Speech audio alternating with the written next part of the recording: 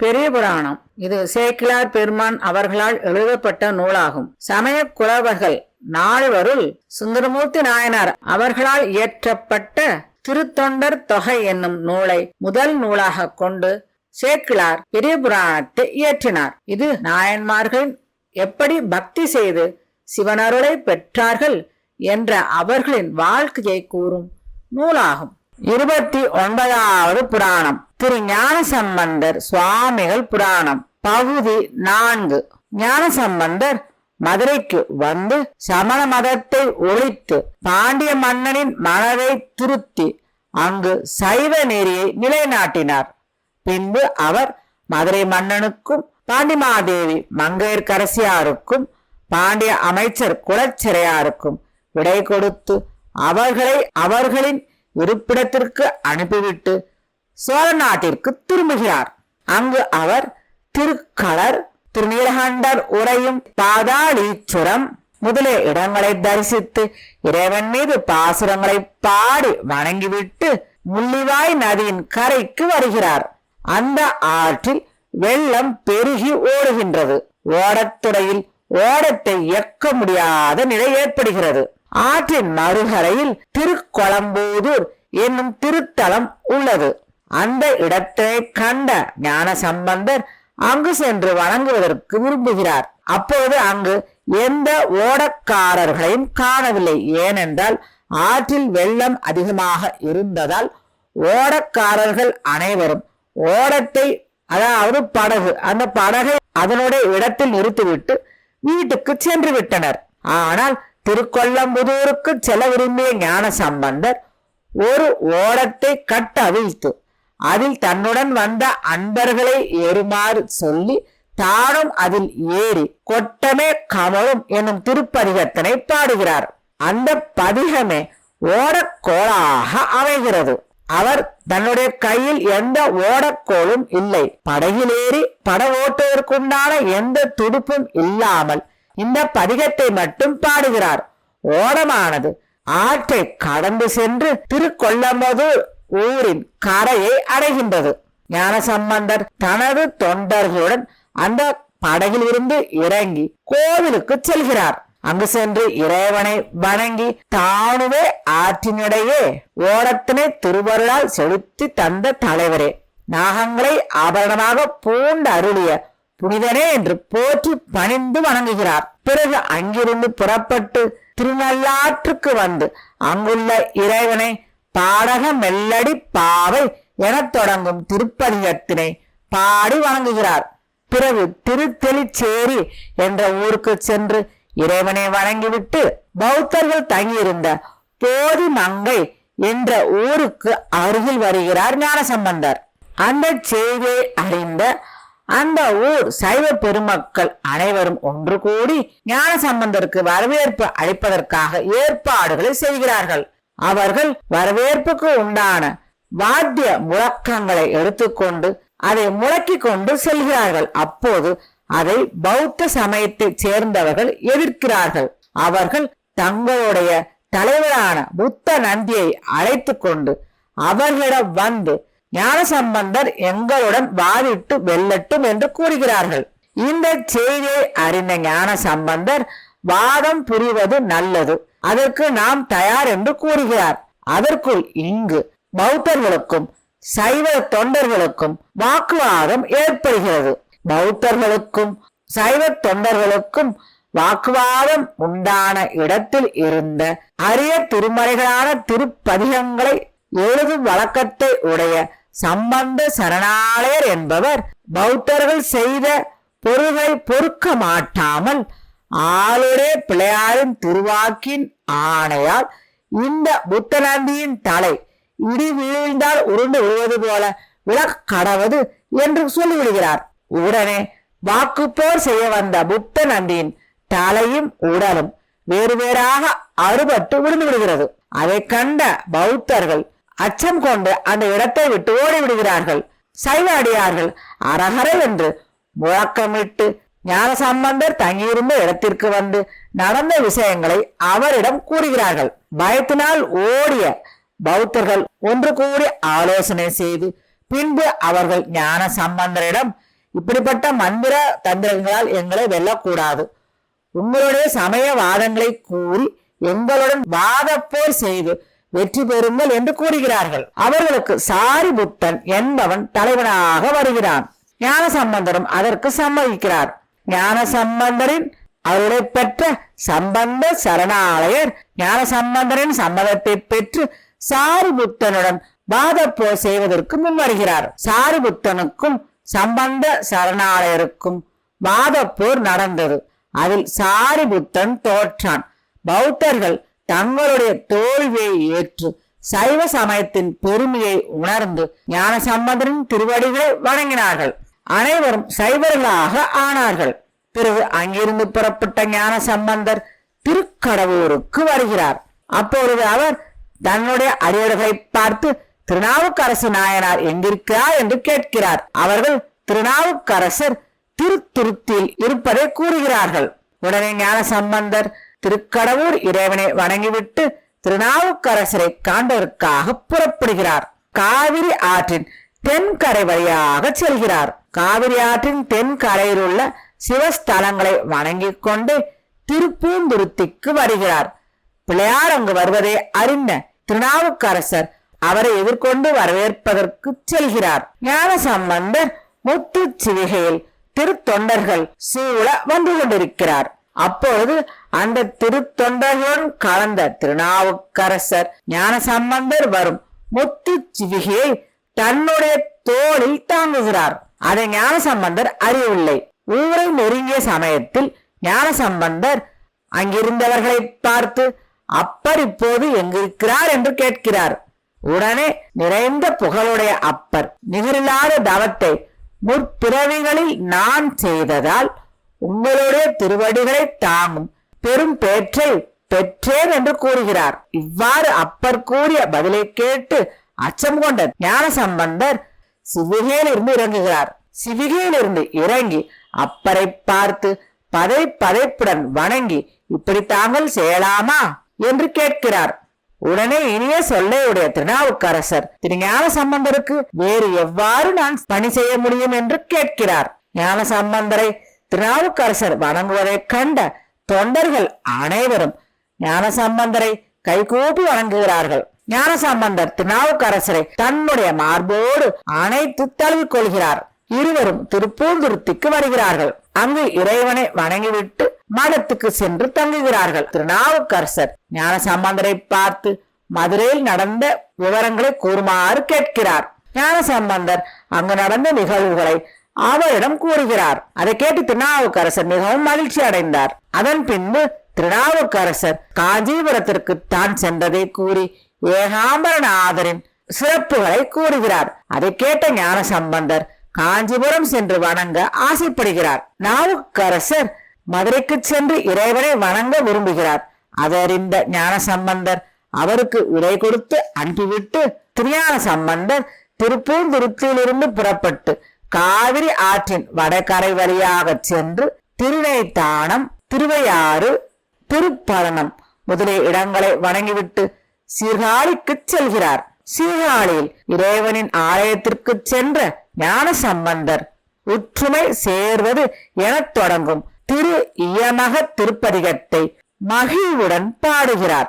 பின்பு அங்கிருந்து தில்லைக்கு சென்று இறைவனை வணங்கிவிட்டு திருத்திணை நகர், திருமாணிக்குடி, திருப்பாதிரி புலியூர் முதலிய இடங்களுக்கு சென்று இறைவன் மீது பதிகங்களை பாடிவிட்டு பிறகு அங்கிருந்து கன்னிவனம் என்னும் இடத்திற்கு சென்று அங்குள்ள இறைவனை துதித்து வணங்குகிறார். அங்குள்ள இறைவன் முன்னொரு காலத்தில் முடங்கிய காலுடன் முயலாக ஆகுமாறு சபிக்கப்பட்ட மங்கள முனிவரின் சாபத்தை நீக்கி அருள் செய்த சிறப்பினை பதிகத்தில் பாடி துதிக்கிறார். பிறகு அங்கிருந்து புறப்பட்டு திருவடுகூரி, திருவக்கரை, திருவிரும்பை மாகாளம், திருவதிகை வீரட்டானம் முதலிய இடங்களுக்கு சென்று இறைவனை வணங்குகிறார். திருவதிகை வீரட்டானத்தில் குண்டை குரட்பூதம் என தொடங்கும் பதிகத்தை பாடி இறைவனை துதிக்கிறார். பிறகு அங்கிருந்து திரு ஆமத்தூர் சென்று அங்குள்ள இறைவனை குன்றவார் சிலை என தொடங்கும் பாடலால் பாடி வணங்குகிறார். பிறகு அங்கிருந்து திருக்கோவலூருக்கு சென்று இறைவனை வணங்கி திரு அரையணி நல்லூருக்கு செல்கிறார். அங்கு இறைவனை வணங்கிவிட்டு திருவண்ணாமலைக்கு செல்கிறார் ஞானசம்பந்தர். அங்கு திருவண்ணாமலை சிவபெருமான் வடிவம் போல காட்சி அளிப்பதைக் கண்டு வணங்கி உண்ணாமுலையார் என தொடங்கும் திருப்பதிகத்தை பாடுகிறார். திருவண்ணாமலையை நிலத்தில் விழுந்து வணங்குகிறார் ஞானசம்பந்தர். அங்கு அவர் பூவார் மலரா என தொடங்கும் பதிகத்தை பாடுகிறார். சில நாட்கள் அங்கேயே தங்கி இருக்கிறார் ஞானசம்பந்தர். பிறகு அங்கிருந்து புறப்பட்டு வழியில் உள்ள ஸ்தலங்களை வணங்கிக் கொண்டு திருவோத்தூருக்கு செல்கிறார். திருவோத்தூருக்கு சென்ற ஞானசம்பந்தர் அங்கு இறைவனை வணங்கிவிட்டு சில நாட்கள் அங்கு தங்கி இருக்கிறார். அப்போது அவரை இறைவனை நாள்தோறும் வணங்கும் ஒரு தொண்டர் வந்து காண்கிறார். அவர் ஞானசம்பந்தர் முன்பாக நின்று அழுது அங்கிருந்த சமணர்களின் தன்மையை பற்றி கூறுகிறார். அந்த தொண்டன் ஞானசம்பந்தரை பார்த்து, உள்ளங்கையில் தீயினை கொண்ட இறைவனுக்கு அடியவன் நான் இங்கு பல பனை மரங்களை வளர்த்து வருகிறேன். அவைகளும் நன்றாக வளர்ந்தது. அவைகள் ஆண் பனை மரங்கள். அவைகள் காய்க்கவில்லை. அந்த சமணர்கள் இந்த பனை மரங்கள் காய்ப்பதற்கு வழி உண்டோ என்று என்னை இழிவாக பேசுகிறார்கள். எனவே தாங்கள் இந்த இழிவை போக்கி இந்த பனை மரங்கள் காய்க்கும்படி அருள் செய்ய வேண்டும் என்று வேண்டி கேட்கிறான். அந்த தொண்டனின் இறை பக்தியை கண்ட ஞானசம்பந்தர் கோவிலுக்கு சென்று இறைவனை துதித்து பூன் தேர்ந்தாயன என தொடங்கும் திருப்பதிகத்தை பாடுகிறார். அதன் திருக்கடை காப்பில் குறும்பைகளை ஆண் பனையும் ஈனும் என்று கூறுகிறார். உடனே அந்த ஆண் பனைகள் எல்லாம் பெண் பனைகளாக மாறி பூத்து குலுங்கியது. அந்த காட்சியை கண்ட அனைவரும் வியந்து இறைவனை வணங்குகிறார்கள். அங்கிருந்த சமணர்களும் தங்களுடைய மதத்தை கைவிட்டு சைவர்களாக மாறினார்கள். அந்த பனை மரங்களும் தன்னுடைய முற்பிறவிகளின் குற்றங்கள் எல்லாம் நீங்கி அவற்றின் காலம் முடிந்ததும் சிவபேற்றை அடைந்தன. பிறகு அங்கிருந்து புறப்பட்ட ஞானசம்பந்தர் திருமாகரல், திருக்குரங்கணி முட்டம் முதலிய இடங்களுக்கு சென்று வணங்கி காஞ்சிக்கு வருகிறார்.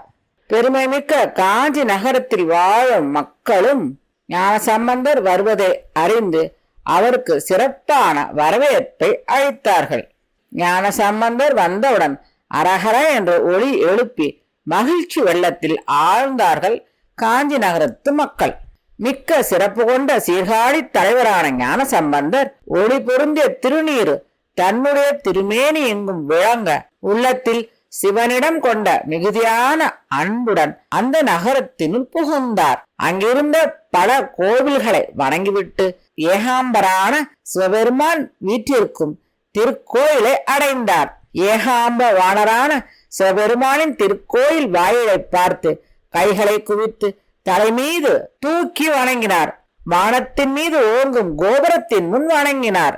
பிறகு கோவிலை வலம் வந்து வணங்கி கோவிலுக்குள் போகிறார் ஞானசம்பந்தர். மலையரசனின் மகளான கொடி போன்ற காமாட்சி அம்மையார் தழுவ குறைந்த திருமேனியை உடைய கம்பநாதரை கண்டு வணங்கினார் ஞானசம்பந்தர். அவருடைய கண்களில் கண்ணீர் பெருகியது. உடல் மயிர்ப்புலகம் அடைந்தது. அவருடைய திருமேனி புலகாகிதம் அடைந்தது. ஞானசம்பந்தர் சிவபெருமானை பல முறை வணங்கி எழுந்தார். தாமரை போன்ற சிவந்த கையை குவித்து மலர்கின்ற திருமுகத்தில் தோன்றிய அழகிய ஒளி விளங்கும் வாக்கினால் மறையான் என்று தொடங்கும் பதிகத்தை பாடினார். அவருடைய உள்ளத்தில் எழுந்த அன்பானது எலும்பை கூட உருக்குவதாக அமைந்த அழகிய இசையில் தாளத்துடன் கூடிய அழகிய வடிவில் அந்த பதிகத்தை பாடினார் ஞானசம்பந்தர். பாடலை பாடினார். பின்பு பணிந்தார். அன்பினால் நிறைந்து ஆனந்த கூத்தாடினார். மனம் குலைந்து உருகினார். கைகளை குவித்து சிவபெருமானை வணங்கினார். உடலெங்கும் மயிர்ப்புலகம் வரப்பெற்றார். காமாட்சி அம்மையார் தழுவ திருமேனி குலைந்த ஏகாம்பரநாதரை வணங்கி இறைவனின் அனுபவத்தை பெற்ற உணர்ச்சியோடு அவர் கோவிலை விட்டு வெளியே வந்தார். அவருக்காக ஏற்பாடு செய்யப்பட்டிருந்த மடத்திற்கு சென்று அங்கு தங்கினார் ஞானசம்பந்தர். அவர் அங்கு தங்கியிருந்த பொழுது நேரம் தவறாது இறைவனை சென்று வணங்கினார். அணி பொருந்திய திரு இயமகமும் பொருளால் வளர்க்கின்ற திருவிருக்கு குரலும் இன்னும் வேறு பெருகுகின்ற இசை பொருந்திய திருப்பதிகை மாலையையும் இறைவனுக்கு அங்கு அவர் சூட்டினார். பெரிய சோலைகள் சூழ்ந்த திருக்காஞ்சி நெறிக்காரைக்காடு என்னும் திருக்கோயிலுக்கு சென்று வணங்கினார். மேலும் அவர் இறைவன் இனிதாக வீற்றிருக்கும் திருக்கட்சி அநேகதம் காவதம் என்னும் திருப்பதிக்கு சென்று துதித்து பக்கத்தில் உள்ள கோவில்களையும் பணிந்து அங்கு தங்கியிருந்தார். அங்கிருந்து நஞ்சை உண்டு அதனால் கருநிறமுறைய கண்டத்தை உடைய சிவபெருமான் மகிழ்வுடன் வீற்றிருக்கும் திருமேற்றலி முதலான இடங்களுக்கு சென்று இறைவனை வணங்கினார் ஞானசம்பந்தர். பிறகு காஞ்சி மாநகரத்தில் சில காலம் தங்கியிருந்து விட்டு பாலியாற்றின் தெற்கு கரையின் வழியாக சென்றார். அங்கு இருந்த விஷத்தை உண்ட கழுத்தை உடைய சிவபெருமான் வீற்றிருக்கின்ற திருமால் பேற்றை வணங்கினார். அங்கிருந்து திருவள்ளம், திரு இளம்பயக்கோட்டூர், திருவிற்கோளம் முதலிய இடங்களை தரிசித்து மேலும் வழியில் இருந்த பல சிவஸ்தலங்களை தரிசித்து பதிகங்களை பாடி தக்கோலம் என்ற இடத்திற்கு வந்து சேர்ந்தார் ஞானசம்பந்தர். அங்கு திருவூரல் என்ற கோவிலில் வீற்றிருக்கும் இறைவனை வணங்கி பதிகங்களை பாடினார். அந்த இடத்தில்தான் தேவகுருவான வியாழனின் தம்பி சம்பர்த்த முனிவர் குற்றமில்லாத தவத்தை செய்து இறைவனின் அருளை பெற்றார். அங்கிருந்து புறப்பட்டு வழியில் உள்ள சிவாலயங்களை வழிபட்டபடி பழையனூர் திருவாலங்காட்டிற்கு சென்றார். அந்த இடத்தை பார்த்து அவர் இந்த பிறவில் இந்த மண்ணுலகில் எவரும் நேரில் காணும்படி 7 உலகத்தில் உள்ளவரும் துதிக்கும்படி எம்மையாள்கின்ற அம்மையாரான காரைக்கால் அம்மையார் தன்னுடைய திருத்தலையினால் நடந்து போய் போற்றிய அம்மையப்பர் வீற்றிருக்கின்ற இடம் இந்த திருவாலங்காடாகும் என்று எண்ணி பழமை பொருந்திய அந்த ஊரை காலால் மிதித்து உள்ளே செல்ல அச்சம் கொண்டார் ஞானசம்பந்தர். அதனால் அந்த ஊருக்கு பக்கத்தில் இருந்த ஒரு நகரில் இரவில் தங்கியிருந்தார். அந்த இரவு திருவாலங்காட்டு இறைவன் அவருடைய கனவில் தோன்றி என்னை பாடுவதற்கு மறந்தாயோ என்று கேட்டார். உடனே அவர் எழுந்து துஞ்ச வருவாரும் என்னும் பதிகத்தை பாடினார். அந்த பதிகமானது ஓசையுடைய வேதத்தின் முறை தவறாதபடி இருந்தது. அந்த பாடலில் குறைவற்ற வகையினால் நீதி முறையின்படி வாழ்ந்த பழையனூர் வேளாளர் தாங்கள் கூறிய சொல்லை தவறாது காத்து அருள் பெற்ற வரலாற்றை சிறப்பாக கூறி பாராட்டினார். மேலும் அவர் கரிய யானையை உரித்த இறைவனின் திருவருளே ஆகும் இது என்று அருள் செய்யும் தன்மையை திருக்கடை காப்பில் வைத்து குறிஞ்சி யாழ்ப்பண் அமைத்து திறமும் கிழமையும் பொருந்த பாடினார். எக்காலத்திலும் நிலைபெறும் இசையுடைய திருப்பதிகத்தை பாடி துதித்த அந்த நேரத்தில் பொழுது புலர்ந்தது. திருத்தொண்டர் கூட்டமும் அங்கு வந்து சேர்ந்தது.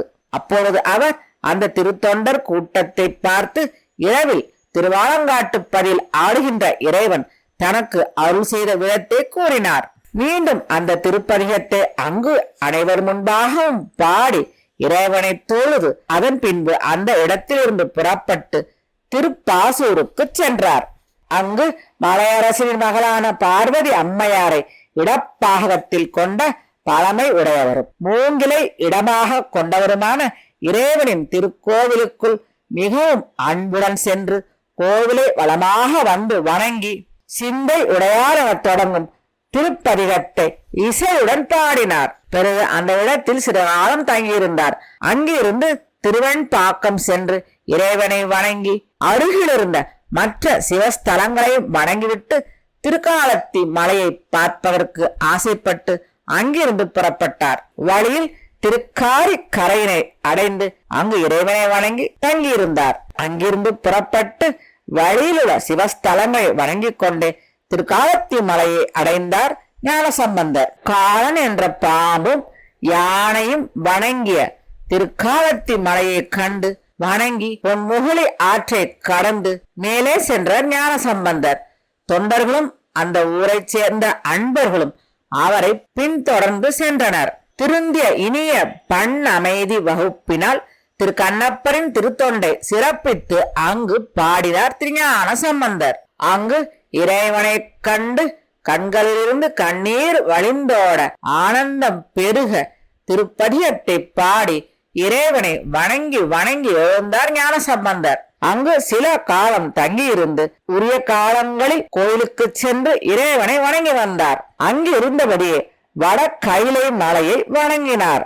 திருப்பதிகம் பாடினார். திருக்கேதாரத்தையும் அங்கிருந்தே வணங்கி இசையுடன் கூடிய திருப்பதிகங்களை பாடினார். யமனை காலால் உதைத்து சிவபெருமான் மகிழ்ந்த கோகரணத்தையும் அங்கிருந்தபடியே வணங்கி பாடினார் ஞானசம்பந்தர்.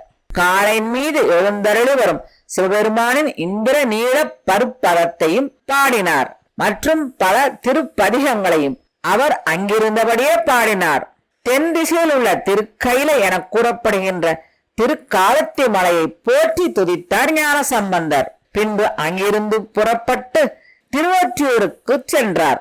செல்வதற்கு முன்பாக எந்தையார் இணையடி என் மனத்துள்ளவே என்ற கருத்துடன் பொன்னும் முத்தும் கொளித்து ஆடி வரும் பொன் முகலி ஆற்றை புகழ்ந்து திருப்பதிக இசையில் போற்றி பாடினார்.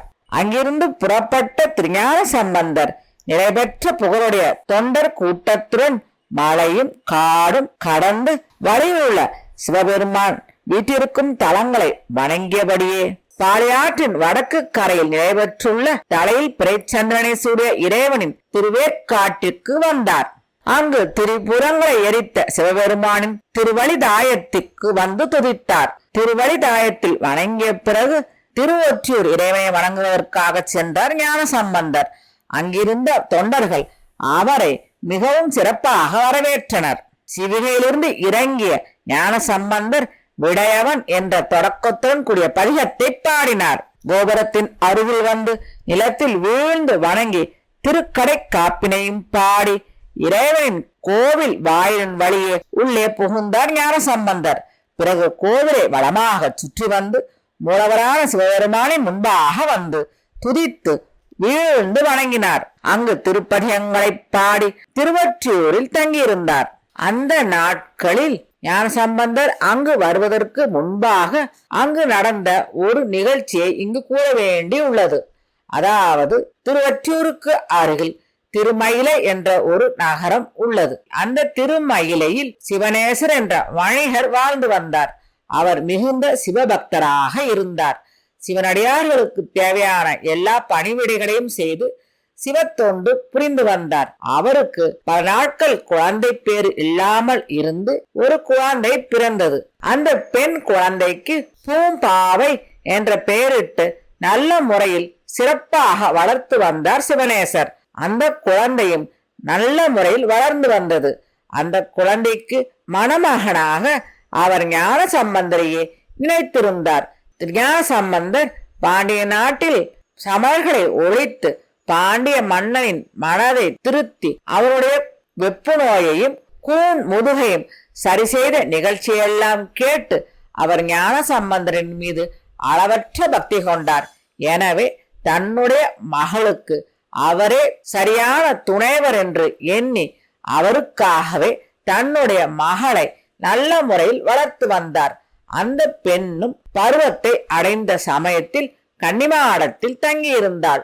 இறைவனுக்காக பூப்பறிக்க சென்ற பொழுது ஒரு பாம்பு கொத்தி அவள் இறந்து விட்டாள். சிவனேசரும் தன் மகளை உயிர்ப்பிப்பவருக்கு தேவையான பொருட்களை கொடுப்பதாக அறிவித்தார்.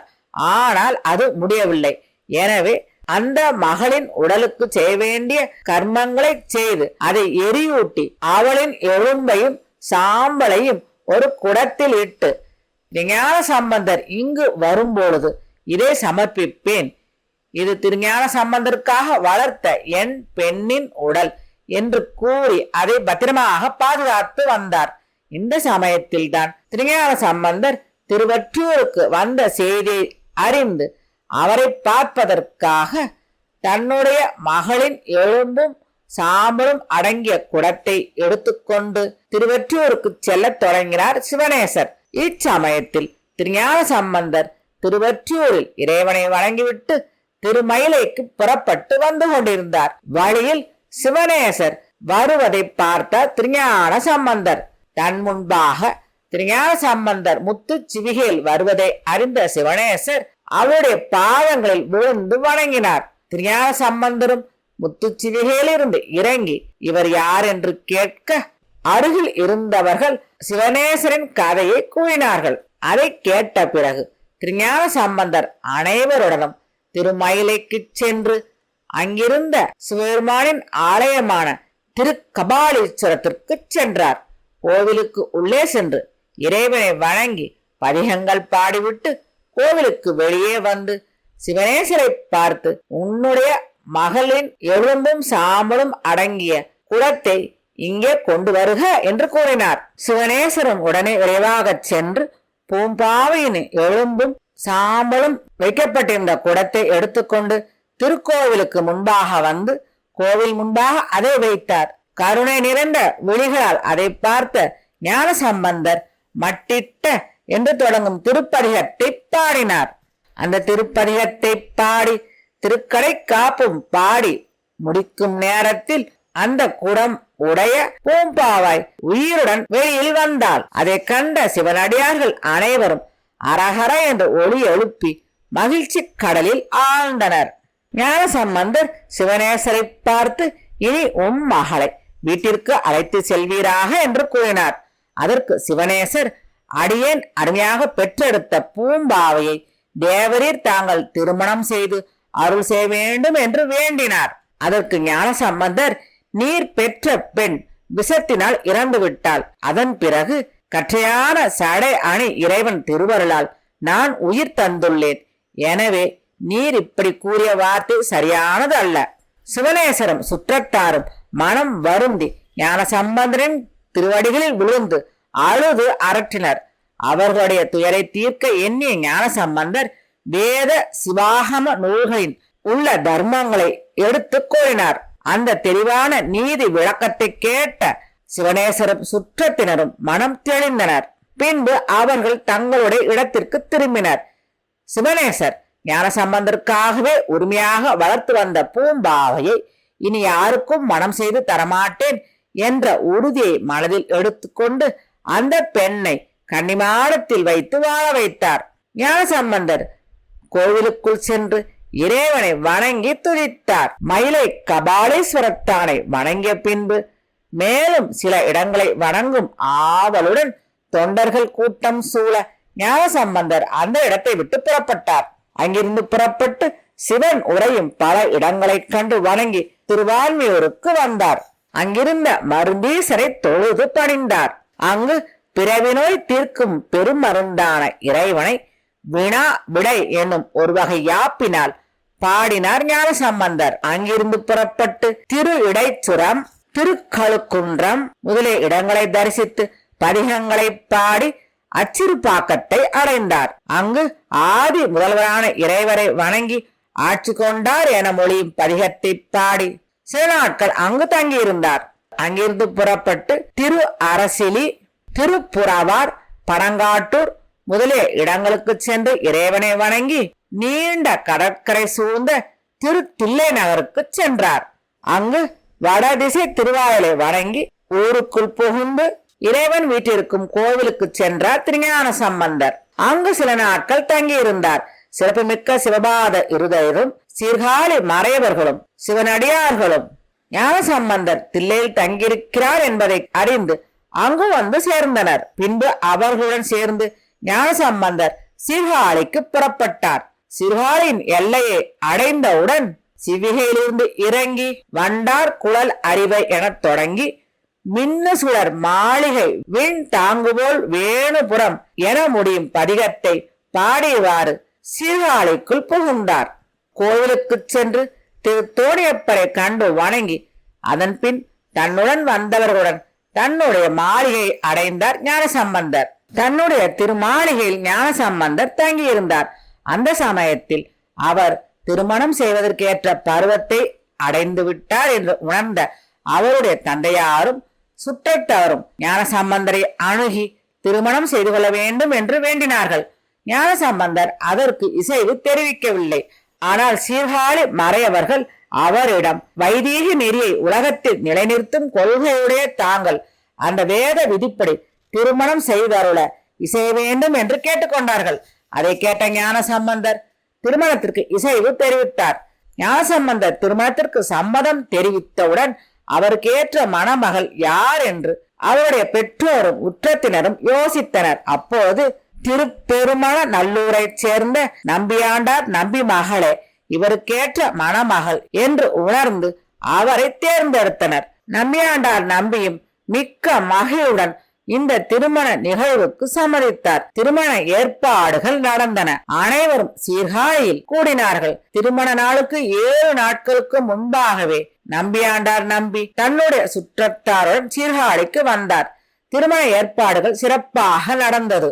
திருமணமும் நல்ல முறையில் நடந்து முடிந்தது. திருமணம் முடிந்தவுடன் தன்னுடைய துணைவியை அழைத்து கொண்டு கோவிலுக்கு சென்றார் திருஞான சம்பந்தர். அவர் இறைவனை நோக்கி, பிறவிப்பிணி நீங்க என்னை முதலில் ஆட்கொண்டது போல இப்போதும் என்னை ஆண்டருளும், உம்முடைய திருவடிகளை அடைய நான் எண்ணுகிறேன் என்று இறைவனை வேண்டினார். கல்லூர் பெருமணம் எனத் தொடங்கும் பதிகத்தினை பாடிய ஞான சம்பந்தர் அந்த திருமண நிகழ்வை காண்பவர் அனைவருடைய பிறவிப்பிணியையும் அகற்ற இதுவே தருணம் என்று நினைத்து சிவபெருமானை நாதனே என்றும் நம்பனே என்னும் பதிகத்தினால் பாடி துதித்தார்.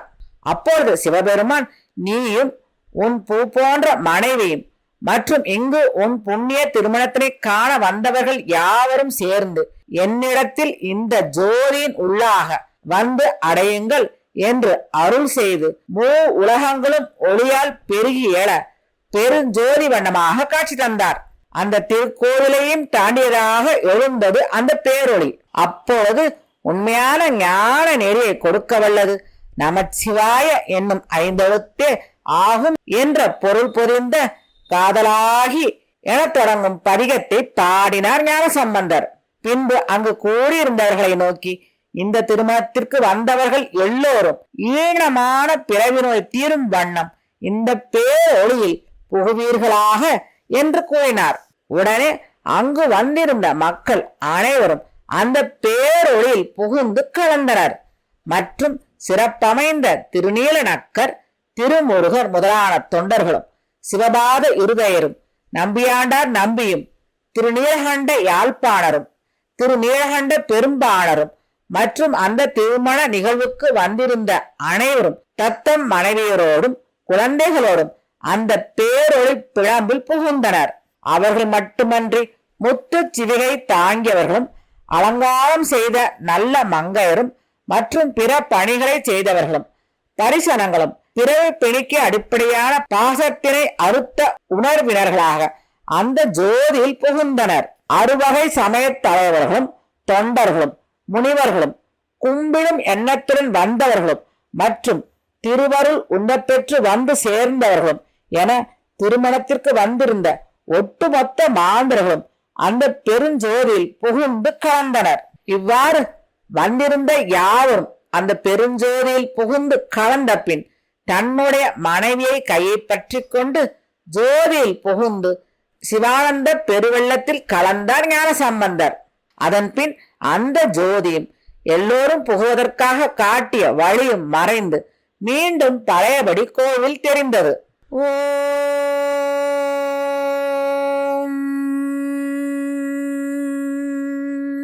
திருஞான சம்பந்தரின் வாழ்க்கை வரலாறு நிறைவுற்றது. சர்வம் சிவார்ப்பணம்.